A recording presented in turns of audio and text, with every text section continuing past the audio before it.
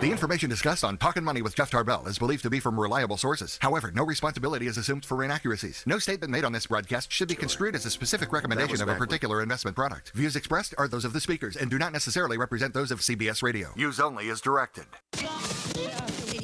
Smiles, everyone. Smiles. And prepare yourself for... Show me the money! Ladies and gentlemen, the radio broadcast experience designed to keep your wallet in top condition. It's Talkin Money with Jeff Tarbell. Talkin Money.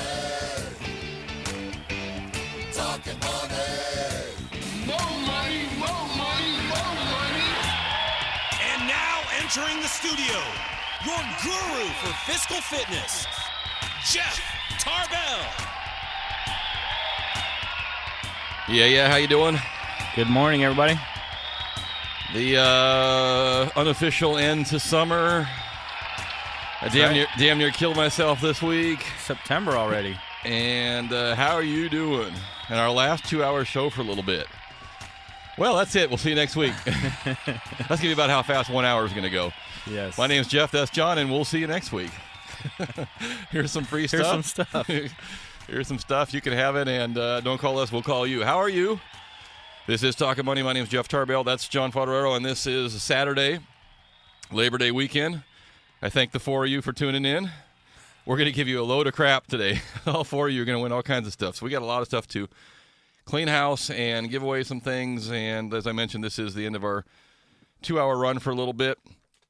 And for that, I thank everybody here at KHGK. Give us a little trial. We kind of filled in when the football season was off, and they have a normally placed show at 10 o'clock that does pretty well for the station here, so that will kick back in next week. And this has been a trial for both of us. We've been, KHGK and myself, been going back and forth for a long time. Would 2 hours work? Would I want to do it? Could I fill 2 hours? Would anybody listen for 2 hours? Will the station blow up and in flame if we do 2 hours? And so, none of the above happened. I would say that, quite frankly, I'm more worried about going back to an hour. What I'm going to do, how I'm going to do that next week, but we'll figure it out. And so anyway, I want to say thanks to all the guys here. Steve Cottingham, who's the manager, general manager here, and Mike Source, who you guys know him as Don Geronimo, letting us go on, and just everybody. Jeff Busani, just taking a chance. This is a sports station, and we've kind of blazed the trail a little bit with something other than sports at least once a week.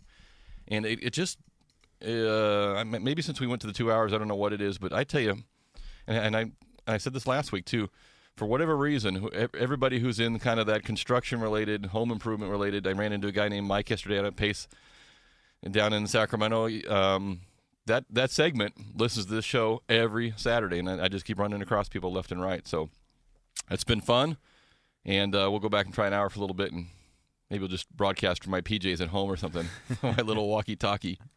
So I'm looking shed in the backyard. My shed in a van down by the river, which is where I'm going to be living here pretty soon. I have, frankly, I'm just happy to be live this weekend. I probably am going to kill myself when this project is over. That right? Yeah.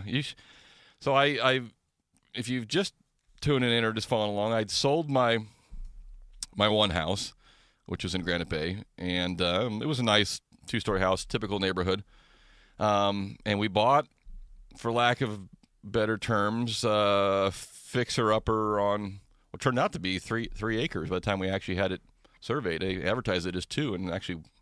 A little bonus acre. Yeah, there was. I don't know how you misappropriate an acre somewhere or something. Maybe I overpaid the guy who was shooting the lines. Now I'm in someone's front door, but it's my acre. So you feel better about it. Yeah, though, right? I feel so. And then I realized, I'm all over the place here today. I'm recovering from damn near killing myself.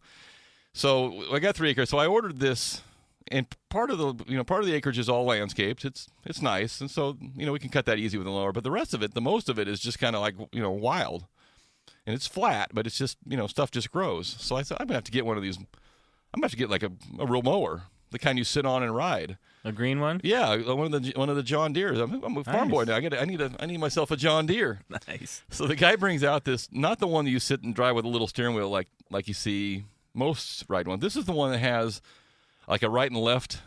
The guy described it to me like this. He goes, "You drive these like you drive a tank."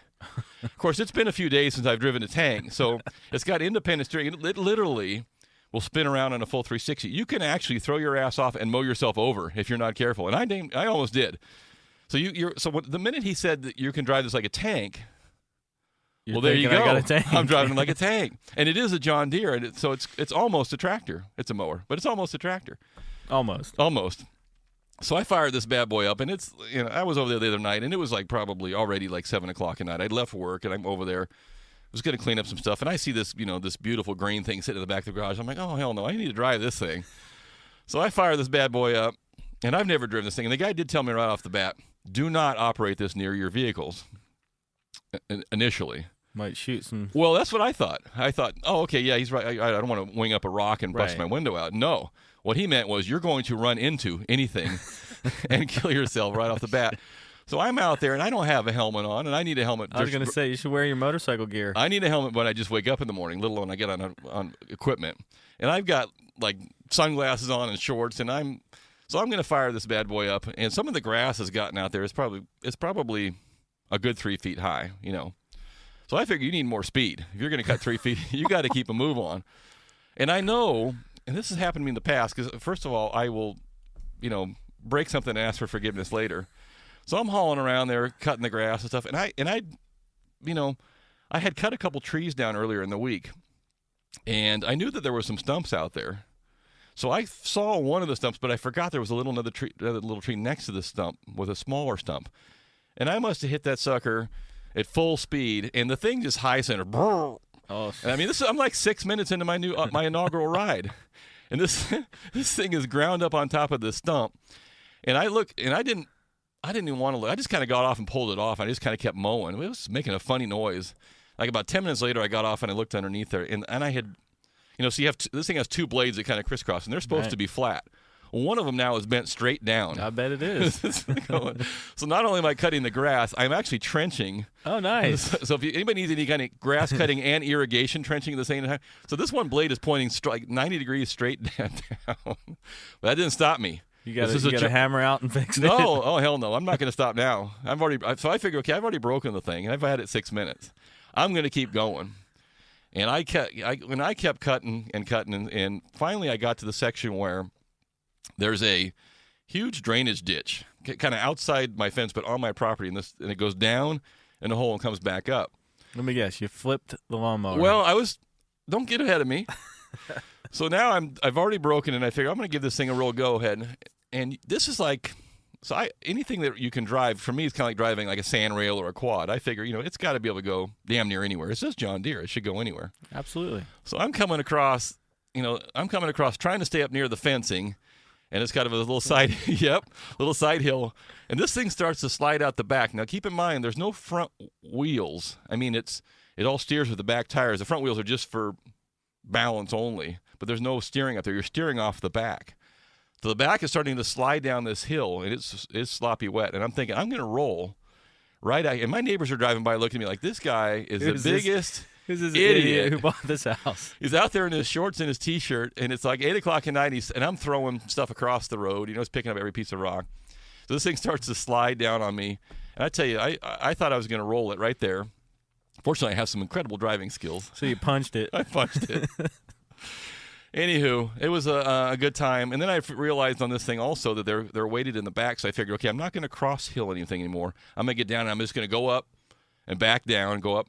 Well, when you go up straight up a hill and there's no weight in the front, it comes right back on you. Yeah, I almost flipped backwards on it, too. So you spent some time in the Rubicon, didn't you? I did. You didn't learn anything back in there? Well, I did. You need to put the engine in the front. There's more weight. Okay. There's more weight in the front. 4-wheel drive. So now my grass looks like a semi-blind, alcoholic moron cut the grass on it, because the inside is perfectly flat, but where all the sections are all these hills and stuff now, it looks like you went out there and it looks like the world's worst haircut ever. And you can see where I've ground into the dirt in some sections too. It is horrendous. I'm gonna have to get out there with a weed eater now. And then I realized after all this, I'm in basically a drainage ditch in my tennis shoes with no pants on, and I'm trying to pull this thing out of the mud. I'm realizing what else lives in these wet drainage ditches. I can't believe I didn't get bit by something or I don't know, water moccasin, something. Water moccasin. So I need to do one of two things. Either I need to hire somebody to cut the grass, or I need to get a bigger tractor, and I'm leaning toward the latter. I'd go with a tank. We think we need to put a lift kit on that bad boy. We need to put some swampers on it so it doesn't slide. A roll bar would be good. Some KC lights so you can see at night. We need to turn this thing into like a Ford truck. There you go. Yeah, this thing's not big enough. That's my problem. So I actually was looking at tractors this week, and my brother-in-law and my wife were looking at me like, you'll definitely die on one of those. So you might want to just hire somebody to cut the grass. I'll just get a weed eater where I can walk. Who needs a motocross track in your yard? Just get out and drive a lawnmower. Oh, I need to stay away from power equipment, I think. That was my week at the new property there. And I don't even live there yet. We haven't even got started on the project, but I'm trying to keep the grass looking good. I want to keep up with the neighborhood. Everybody else is I'm sure they appreciate that. Why don't you just buy a goat? Well, you got to feed a goat. Exactly. And then goats walk around and the goat droppings everywhere. I don't want that on my property. Yeah, what fun would that be? I'd rather lose a limb. Yeah. than have a goat. Anywho, so if you got any spare parts for a John Deere zero turn mower, I could probably use a blade right now. I'm not kidding. That thing's like that. I have to get a bigger hammer out there and smack that thing. So that was my week. Lawnmower / stump grinder. trencher mower. We've got all kinds of stuff to give away today, and both hours today, and a lot of little things to cover as well. We'll take your phone calls if you'd like to jump in. If you have a John Deere mower story, or you actually saw me out there screaming like a little girl, about ready to roll on myself. And I shouldn't laugh because there was rolling a tractor has happened in the news last week to a young man, and that can happen easily. So got to be careful. I do need a helmet. I'm going to go full gear next time, full motocross gear. You're going to get a John Deere helmet? I want one of those old Evel Knievel helmets, with no face on it, just has the thing in there, and those crazy man goggles. And so when my daughters come home from school, I'll just remove one of my fake front teeth. Hi, girls, how you doing? That's my daddy. With her friend. Because the school picks up right around the corner there. They'll think I'm going to be committed to something or another. Oh, boy. Let's give away something, and we'll take our first break here. 339-1140, 1-800-920-1140. Let's keep this simple because I believe this is the last week of our Mix It Up beverage machine rental, and I don't think we gave nearly all those away. In fact, I'm fairly certain we didn't. We're going to do that today. So if you're Anybody having a party this weekend? Yeah, if you want to do that. The first 5 callers who know your own name and phone number, we're going to make this very difficult. 339-1140, 1-800-920-1140. If you're interested in the Mix It Up free one-day beverage machine rental, this is like one of those portable margarita machines. They'll bring it to your house, bring you some mixes, some cups, the machine. You supply your own beverage of choice, alcohol of choice. Doesn't even have to be alcohol. It could be just a regular Slurpee machine for your kids. If you want one of those and you're in kind of the greater Sacramento, Placer, El Dorado area where they can deliver it to you, the first 5 callers who want to jump in on that, 339-1140, 1-800-920-1140. You can text us at 44-1140. This is our summer giveaway. The last unofficial end of summer, Labor Day weekend. Get you some margaritas. Give you a lesson on a John Deere tractor if you want. I call it a tractor. What if it's a mower? It's like a glorified mower. I'm calling it a tractor. Yeah, I cannot. Okay, I know who's texting me on the Segway, and we're not going to bring up the Segway thing. I still have a Segway injury, by the way. You can hurt yourself on a Segway. Look at this. See my elbow right there? I see that. You hit the sand on those things. They're not built for sand. Nobody told me, Richard. This is Talkin Money. We'll be right back, Jack.